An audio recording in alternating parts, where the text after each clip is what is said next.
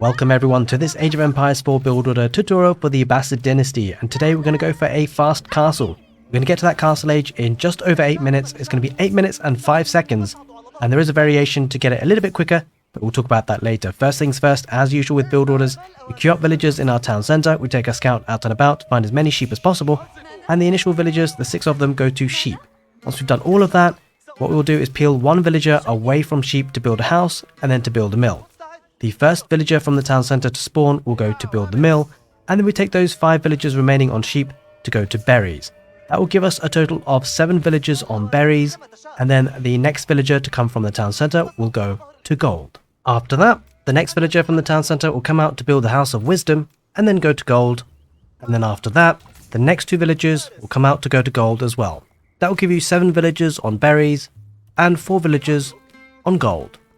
Now, speaking of the House of Wisdom, we will be going up to the next stage using the Culture Wing and then getting Preservation of Knowledge. That technology will reduce the cost of all our technologies, and that includes the cost that it takes to get to the Castle Age. That will reduce the cost of the Castle Age, and it will mean that you'll only need to gather 960 food and 480 gold. And to get to the Castle Age, we will be going up with the Military Wing.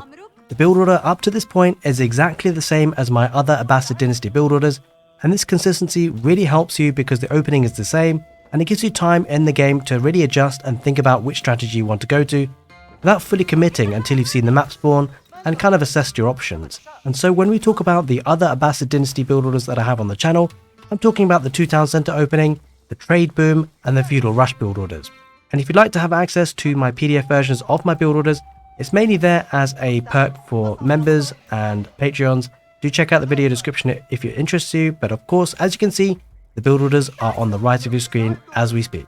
So now, once the House of Wisdom has been built and you've got 4 villagers on gold, you want to send the next villager spawning from the town centre to food, to the berries. And after that, then you get the next 4 villagers to wood. Whilst we're getting 4 villagers to wood, that will fund us getting 2 outposts or 1 outpost and some palisade walls to protect our resources, namely the gold and the wood. But if you actually want to go for a straight fast castle without any static defenses, just get 2 villagers on wood and then follow the rest of the build order. Very risky, and to be honest, it only saves you about 15 seconds on your castle age uptime. So I really do think it's probably worth having those 2 villagers on wood extra to get those static defenses.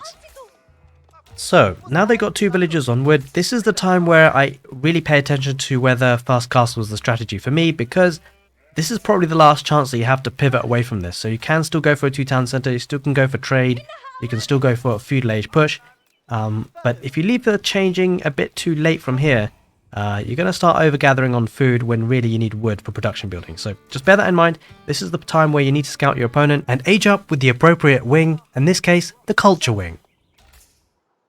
In any case, once we do get that 4th villager on wood, which is just about to come out very soon, then we'll send the next villager from the town centre to go to gold. That will give us 8 on food, 4 on wood, and 5 villagers on gold. Also, because we planned to get some static defences, once we can afford it, we're actually going to take 1 villager from gold to build an outpost. Now, the outpost costs 100 wood, so just bear that in mind. As soon as you get 100 wood, build that outpost using a villager from gold. That'll protect your gold, but the next thing to think about is the new villagers from the town centre will go to sheep. Now, we'll send them to sheep underneath the town centre rather than berries, because you want to minimise the walking distance of the new villagers, and you don't have wheelbarrows, so that's primarily why. But also, soon enough, you might need to actually pull the villagers away from berries if you're under pressure, so you don't really want to send more villagers out there. The new villagers from the town centre all go to sheep underneath the town centre until you can age up to the castle age. So rally that town centre to food, and then the next thing you need to focus on is just make sure your resources are safe. So we're getting that outpost on the gold, and then when we can afford it, we're going to drop a house using a villager off of wood, and we keep gathering the straggler trees because the next step will be to take a villager from wood to build some static defenses. We want to prioritize keeping the wood line safe now, because we want to keep that wood line safe so we can get production buildings if we need to, which we will need to, of course, as well. Just in case we need to get it earlier, just protect that wood line, because if you lose that wood line, then you're in kind of a bit of trouble. Now, don't forget to cancel the edges of that palisade wall. That will save you some wood. Now, if you're unsure about how to delete the palisade walls there on the edges, simply highlight the full palisade wall length and then press tab on your keyboard until you select the palisade picture which has the number 2 on it because it's highlighting the beginning and the end, the two ends, and then press S, and then that should stop those edges being built and return some wood into your bank. Right, so now that we've got our static defenses up and we've got the outpost up, the villagers that we have on wood will just total 2. So the other 2 villagers that we had will go to food, and then now it's just a simple case of making sure that we survive to be able to click up to that castle age, which will cost us 960 food and 480 gold. We also need to consider what buildings we want to get to the next stage with in terms of production, whether it be stable or barracks, whether it be knights or man at arms.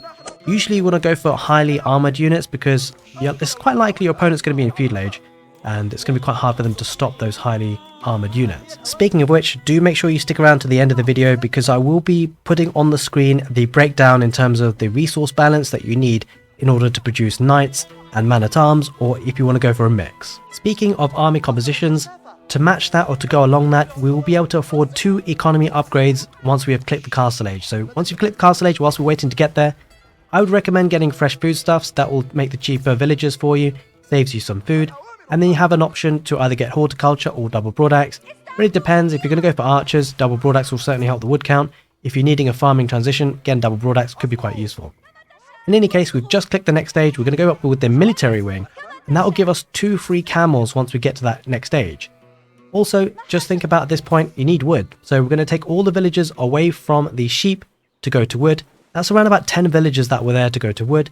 And we're going to take away the villagers from the berries in this tutorial to go to the sheep. Now, you can stay on berries if it's not under any pressure. If you're not being attacked, by all means, finish the berries.